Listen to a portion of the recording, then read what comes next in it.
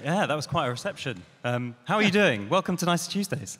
Thank you so much. I'm very good. I feel, I was a bit nervous anyway, but I'm more nervous now after the first half, because they were so good, and I wasn't expecting everyone to be as funny as they were. I thought it would be more serious, and I was like, shit!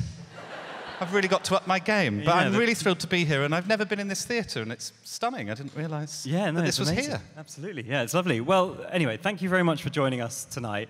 Now, this being Nicer Tuesdays, we've got a lot of graphic designers in the house, but I don't think any of them, or many of them... These people don't have jobs.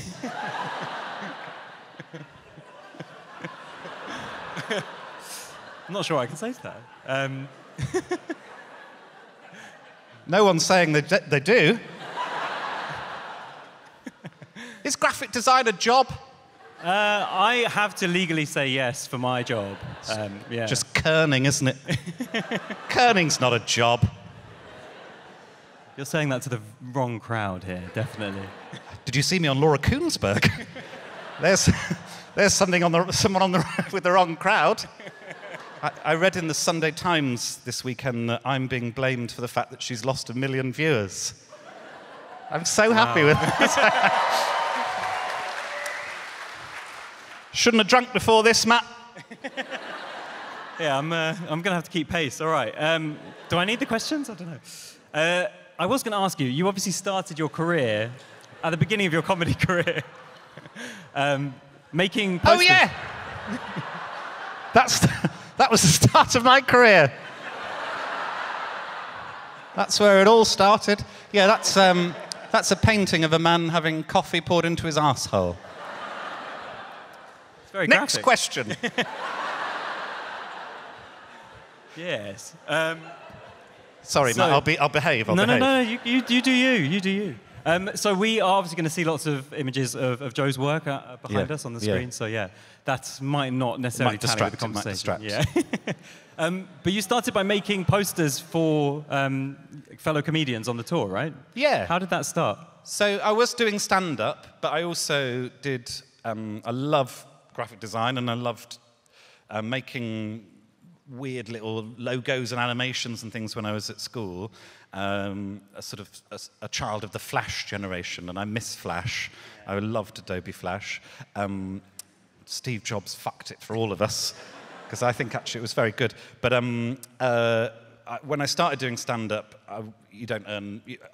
often you're losing money when you're going to gigs, because you're paying for your train fare, and that doesn't cover the gigs. And so I was making posters on the side for...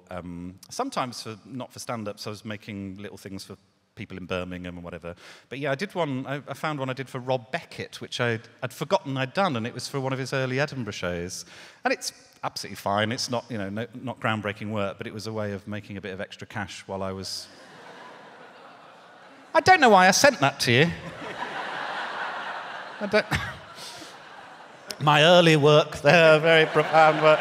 Yeah, so I made some posters for, like, Lou Sanders. I did a poster for a brilliant comic called Ian Smith, who I believe is playing here on Friday, actually. So, really? Yeah. So, it was, I loved doing that sort of thing. And believe it or not, I love kerning. I'm a big fan of kerning. There we go. We won you round. Yes, yes. Yeah, so I did that when I did my first couple of Edinburgh festivals, and then slowly the stand-up sort of took over. But I always missed the design, and I always felt that design was shit in comedy. Right. Like a lot of the posters, there's a horrible poster of John Bishop, and I love John Bishop, but it's just him with a microphone, and then a sort of weird sort of sans serif font that they've just put on, and it's so literal, and it was just such a shame that all the design, all the DVDs, everything was just bad. And I always thought it'd be really nice if people did good design for stand-up stuff or comedy stuff. These two things don't need to be separate. And then you get people like Simon Amstel, who's an artist, and he actually has really beautifully designed things. And it started to happen, but when I started out, all the kind of top names were just doing bad design. Yeah, holding a mic. I mean, you still kind of see that sometimes on the tube and things. Wasn't plugged in. So he was just talking into an empty microphone, basically. I mentioned in the introduction that growing up, you grew up with two designers for parents. Were you ever tempted by that as a career? Did you ever think that could be what you wanted to do? Yeah, I would have loved that. That's Boris Johnson on an egg. That was on the One show, and the One show said, "Oh, will you do a painting for us?" And I don't think they're expecting that. I would have and would still love to do more design stuff. I sort of had dreams of having a studio with, sort of light wood floors and sort of sliding glass doors. That's sort of how I imagined it would be. But Mum and Dad were designers, not in like cool design. That's available in John Lewis, that cup. It is distracting, isn't it? Yeah, no. I added that photo not because of the mug, but because I thought my skin looked good. I think they'll start looping in a bit, and then then we'll get it out of our system. Yes, Mum worked for Cadbury. I'm from Birmingham, live in Birmingham. She worked for Cadbury in their design studio when they had one. I don't think they have one anymore. And Dad worked designing shop fronts, so he was driving around the country a lot. He's retired now, but he became a teacher. But yeah, it wasn't like sort of, I suppose, London design firms that were doing like big campaigns. It was more local stuff. But there was a real love and respect for design. Right. And the craft, yeah. Yeah. I mean, your comedy career, I guess, started in 2009. It really took off to 2010 and beyond that, I guess. I guess the poster designing kind of took a bit of a backseat, which is fair to say, very understandable. But you've always kind of made things alongside, right? Has that always been throughout your career? You've always been kind of painting and drawing alongside your comedy? Yeah. And it took me a while to realise that they're not separate things, and that a lot of the stuff that I make the paintings are jokes. And in the last stand-up show, there's a lot of the punchlines are paintings that I've done. They're visual gags. There's a case in point.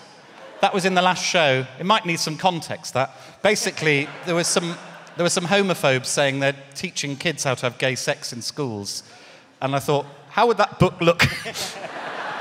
So I created A is for anal. I've only got to letter F thus far, and F is not for fisting.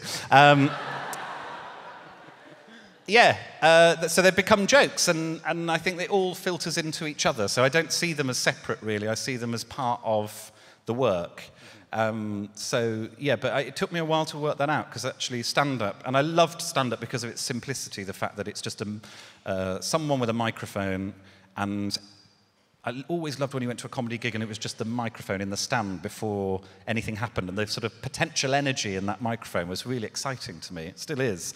And the fact that you can do anything with it. And so I thought that was the pure way of doing stand-up, that you have to just do it with stories and with words and with performance, and that the screen is a sort of a cheat almost. But I realised I am a visual person, and actually it's a shame to waste that, and it's really helped with the storytelling. And I still love to do stand-up without the screen, but my last couple of shows I've really loved making visual stuff for the show, because it really enhances it, I think. Yeah, that's a lovely way of putting it. And when you're, I guess, in the process of making something, do you feel like the comedy helps with the art and the art helps the comedy as well? Like in the process of actually writing something or crafting something? Yeah, I always feel like if a painting is too earnest, it's a failure.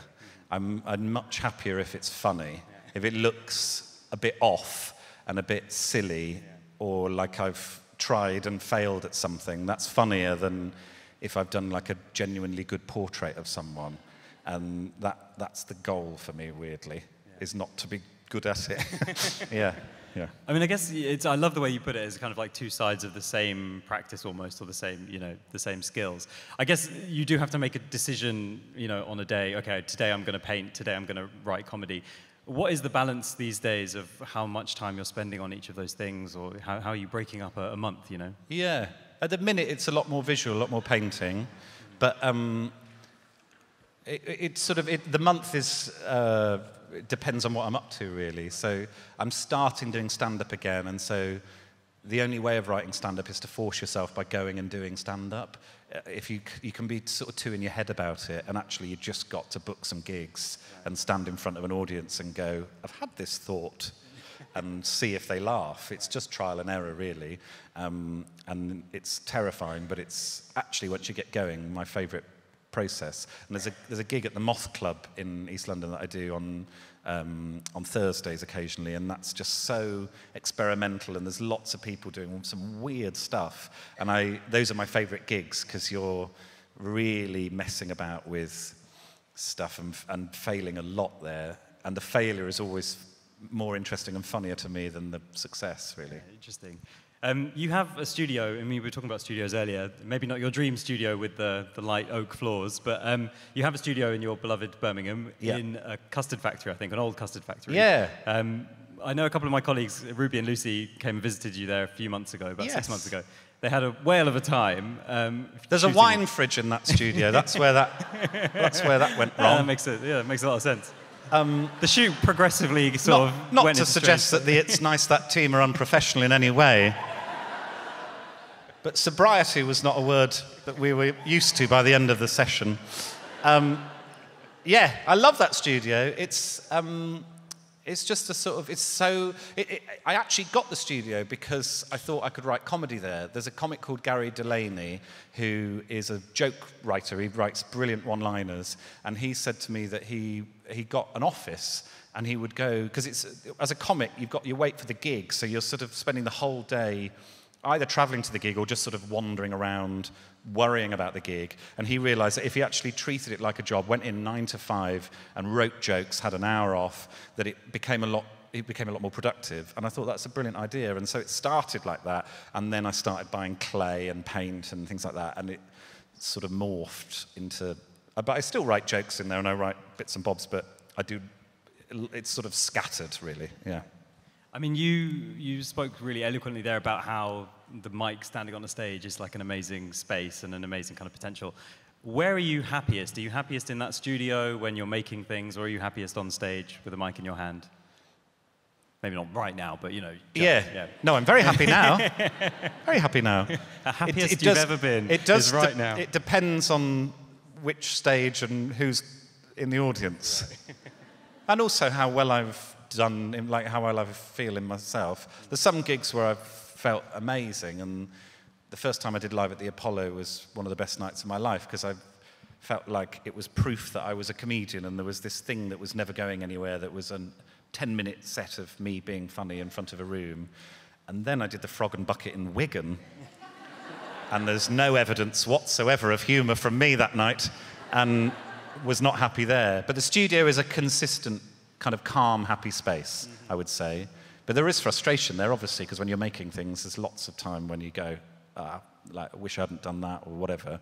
But there's not, hundreds of people telling you were terrible at it, which is helpful.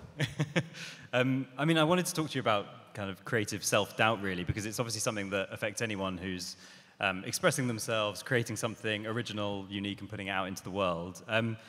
I'm guessing you've suffered from creative self-doubt, and how have you managed to cope with it and, I don't know, contain it over the years? I think it's the main enemy is... I had a really interesting conversation with Sarah Pascoe years ago about... There was this accusation about Jack Whitehall that the reason he was famous and the reason he was successful was that his dad was an agent to the stars, and that he used to represent Judi Dench and all these massively successful, famous people. And so his dad must have got him in, and that's how he's become successful. But I know if you're on stage at the Comedy Store in London, or any of these gigs around the UK, which Jack has performed at thousands of times, they don't care if your dad's represented Judi Dench. You've got to be funny, and you've got to make that room laugh.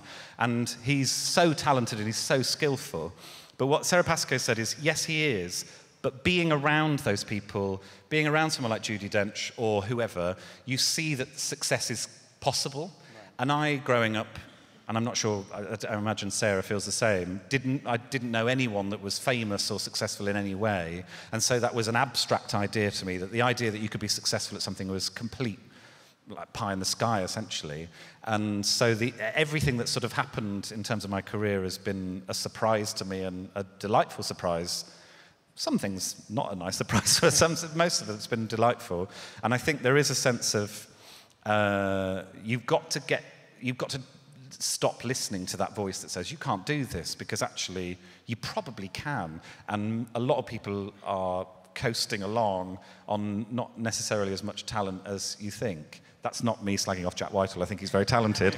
But I do think people don't realise what they're capable of because they've not seen it. It's not representative of the people that they're around.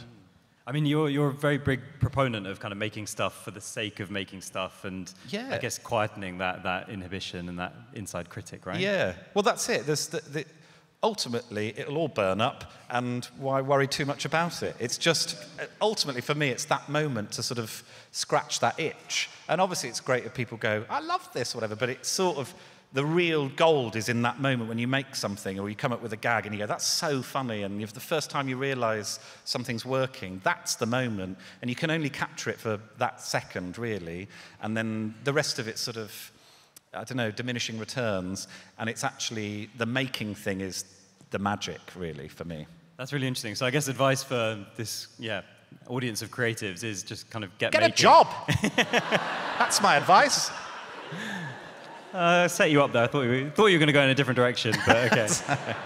I mean, I'm interested in, because just even speaking to you, it feels like you really study the craft of comedy. Like, I met you 2 hours ago, and you've already brought up lots of comics who you know stories about and that kind of thing. Yeah.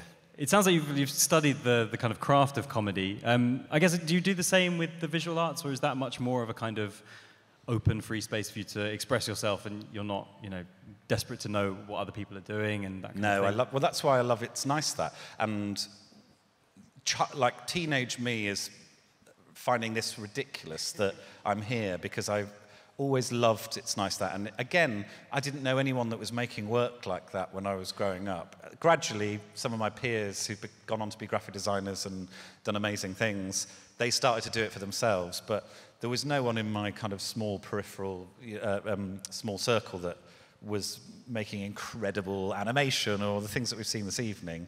And so it's things like those blogs and those Instagram accounts that curate stuff that is really helpful to me. But I am more forensic about stand-up, because I am interested mainly when it fails, because that's when you learn. That's, Roy Walker, who used to host Catchphrase, told me, you don't learn to be funny when they're laughing. And that was probably the best advice I ever got. It's like when they're looking at you going, come on then.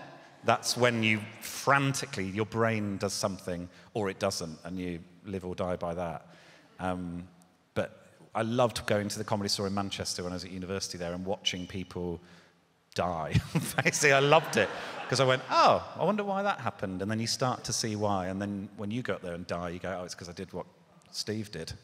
I mean, I guess it's the failure is just so brutal and so obvious when you do that. Whereas I guess in other walks of life, failure is maybe something you notice and other people don't notice. But you're up on a stage and people aren't laughing. That's brutal. I've just thought, as you were talking then, like one of the first design gigs I did was for I think it was a charity in Birmingham, and they wanted a flyer done, and I was so pleased with the design. And it was quite complicated. We'd gone through so many different drafts of the thing. And I sent it off to the printers. And I sent an A4 file type for an A3 flyer. No, A5 flyer. And so it was half what it should have been. And they'd spent hundreds of pounds on printing loads of these flyers, and they were livid. And that feeling, that drop where you go, I've just wasted loads of a charity's money because of a stupid didn't think. And that failure meant I never did that again. And thankfully it was not a massive run of it, but at the time it felt like a huge thing. I should donate to that charity again, actually, and make that wrong that right, because right that wrong, because let's wrong the right. Another sip of beer. It's going so well for me. We did mention earlier that your parents are designers. I guess one project that I wanted to touch on was your recent book called Bins, or About Bins, which is your love affair with this design object that most people ignore and most people don't see as a design object even. Yeah. How on earth did that come about, creating this? By the way, it's absolutely beautiful as well. It's like a beautifully made book about bins. You know. Thanks. I think it's up there with my favourite thing I've ever done, actually, the Bins book. Am I on coke? What's happening?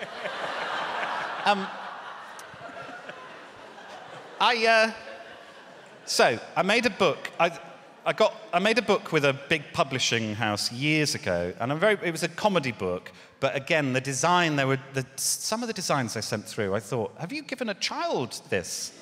It was so bad, and I really had to fight. And actually, the design was fine in the end. But I was so disappointed with the feel of it, and I really wanted to make. In my head, when they said, "Oh, would you want to do a book?" I was like, "Yes, of course, because I can make a beautiful thing." And the commercial side of things just wasn't going to allow that. And so, it's always been something I've wanted to do. I wanted to make a beautiful book, and so I just thought. I just need that idea, really, I just need something.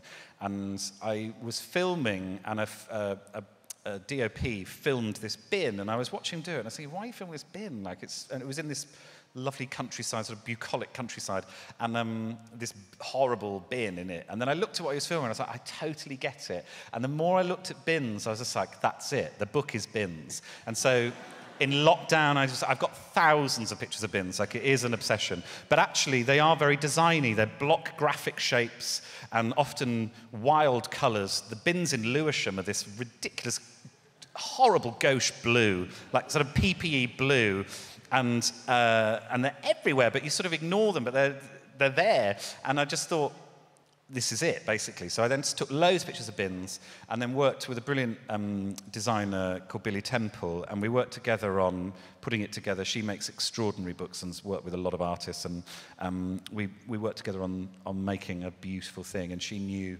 exactly where to print it and how to do the different sort of printing techniques and foiling and all of that. And I'm so proud of it, and it's exactly what I wanted in comparison to what the book was years ago, which was... The words are exactly what I wanted because I got control over that, but the actual finished thing, and it was so expensive and it was so over the top, and we went to Milan to make it, and we only did 1,000 copies, and it's so unnecessary, but I loved it, and I'm so proud of it, and yeah. It's amazing, and also the cover kind of looks like a bin bag as well, right? That was the brief. Yeah. I wanted it to be foiled to look like it was a bin bag, and then exposed. I could get into it. The exposed bind is got loads of abstract bin stuff, so it's like an open bin bag, and then you go inside, and there's loads of beautiful bins. It's very meta. I wanted to talk about film as well, because you've started working a bit more in film, I think it's fair to say, in the past couple of years. Am I right in thinking, you mentioned the pandemic, am I right in thinking that also started in lockdown, kind of playing around with filming, or is it again then? Started again, really? Yeah.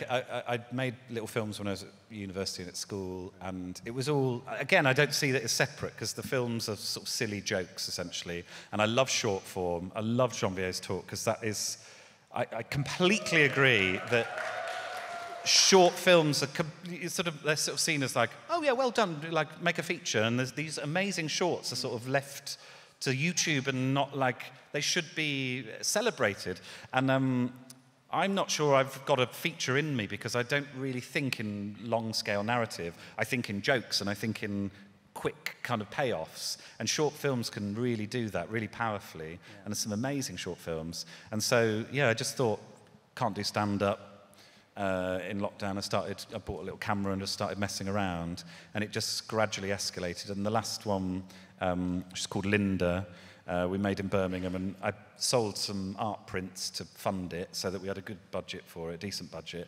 And I'm so thrilled with it. And we made it in Birmingham, and we used a young Birmingham crew largely, and used it as a way of training people up. And we just filmed it over two days, and I'm really chuffed with it, yeah. I wanted to ask one thing that I saw yesterday, I think, is when you announced it. You've got an exhibition coming up, opening later this month, that they made this in Covent Garden. Yeah. It's called Lycett and Mummy, Yes. And it sounds incredible. Can you tell us a little bit about it? So my mum also, since she retired from Cadbury, has been painting again. She's a beautiful watercolourist. That's not one of hers. I think that's Hockney, isn't it? She and I did an exhibition a few years ago, and her stuff is so... it's watercolour, which is so hard to do, and it's so brilliant and so accomplished, but really beautiful and vibrant. And the styles are so different, but we realised that they work together quite well in an odd way. And so we'd had this idea of doing a bit more of a kind of a bigger exhibition or something that was a bit more thorough, because we didn't have that much work when we did it a few years ago. And I went to They Made This in Brighton, which is a lovely print shop, and I met Anya, who runs it, with her partner Elle. And I was so impressed with what they do there, and they're really enthusiastic about screen printing and different types of printing, but also about it being affordable and that art should be for everyone. And that really fit with what we were going for, really. And we sort of started chatting to them, and yeah, we're now, we open on the 22nd in Covent Garden, and yeah, it's the first time either of us have done screen prints, and we're working with a private press man called Gary, who does these amazing screen prints. It's the first time I've ever done them, and I'm loving it. And yeah, it's a really exciting adventure, really. Yeah. 22nd of September. 22nd of September for 11 days till the following Sunday, October something. Right, okay. Yeah, but it will be on, some of the stuff will be online as well, but to see it all in IRL, yeah, it'll be on Neal Street in Covent Garden. Amazing. Oh, I cannot wait. And yeah, I'm sure lots of people will come down. We're going to do some questions from the audience, if that's all right. Oh, dear. So yeah, thank you again, everyone who submitted. I take it all back. I'll start with a nice one. So from Philly, what's your favourite thing about Birmingham? What's my favourite thing about Birmingham? We're broke!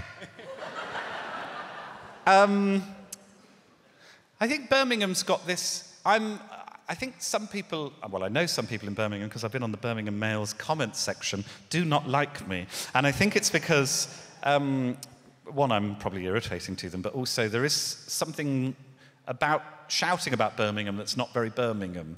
And the people of Birmingham are very like, well, you can come if you want, but we're not going to shout about it. You know, there's a real sort of, there's a humility to the people of Birmingham, which I really love. But there's so much cool stuff going on there, and we don't shout about it enough, I feel, because there's a lot of artists there and a lot of people that make things that could be, like, should be a lot more known and successful. And but I think there's this sort of sense of like, oh no, and you know, oh, it's a slightly British thing, but really profound in Birmingham. And so I'm conflicted by that, because I really like it, but I also rally against it. So that and King Kebab, which honestly, the really? Chicken tikka in King Kebab. Okay. Well, making a pilgrimage to that immediately. Lizzie asks, is there anything you would never paint or sculpt? Never paint or sculpt. Bit of an interesting question, Lizzie. Is that a flirt? I don't know. No, I don't think so. I hate it when people say, oh, will you do a painting for my wedding? And I always say, nobody is happy with the painting that I do of them. You think you want this, but you don't. And I have offended people. I did a painting for a guy who helped me with a short film I did a few years ago. And he said, will you paint my daughter? And she's so beautiful. She's about 6. And I did 3 paintings of her. And each one was completely different to the other. And one of them looked like Barbara Windsor. I'm not good at getting a likeness, particularly if someone's got like good skin, like a children with like no blemishes, no lines. I can't do it. And he was like, thanks. And he was like, obviously so offended. Question from Liz, which I guess kind of came up a bit earlier when we were talking about, you know, failure. What's the most rubbish thing you've ever made? Is there something that stands out as a particularly... I mean, we just heard about the portrait of the 6-year-old, which maybe is close to the top. It's up there. Oh, I don't know. I've done some terrible TV shows where... I made a pilot called Junk for BBC 3 years ago, and actually there's some good bits in that, but I had a panic attack whilst filming it, Which, actually, I should watch it back. It's probably really funny, but for the wrong reasons. But that was not a good show. I've made loads of shit. That's the takeaway, I would say, from this, is I've made loads of shit, and you can too. Thank you so much for those wonderful questions, audience. Finally, just the last question from me. Outside of comedy, when we're looking at the world of art or film or design, is there one thing that you're kind of desperate to do that you haven't done yet? Is there one thing that you would, a project or something that you just feel like you have to do, but you haven't yet had the opportunity to do it? Oh, that's sort of too much, really. The one thing I'd really love to do is like a big bit of public art. And I don't know what it is yet, but I'd really like to do something. There's a brilliant sculpture in Rotterdam, and I've forgotten the name of the sculptor, but it's of Santa, and you might think he's holding a Christmas tree, but it's a dildo. It's clearly a dildo. And, like, it's... What was that? A hit-and-run Rotterdam-based heckler. It's not a dildo. I think you'll find it's a Christmas tree. That's how they sound in Rotterdam, isn't it? And I love it so much because it's a beautiful sculpture. It's a big brass thing. It's massive, but the artist is obviously going like that to the council. And I'd love to get away with something like that at some point in Birmingham, but they're not going to pay for it now, are they? So, yeah. Someone in here must commission public art, We'll see if we can make that happen. Yes, please, yeah. But yeah, we are sadly out of time. I haven't laughed like that in a long time. So, Joe, thank you so much for your time this evening. Thank you very much. Thank you very much.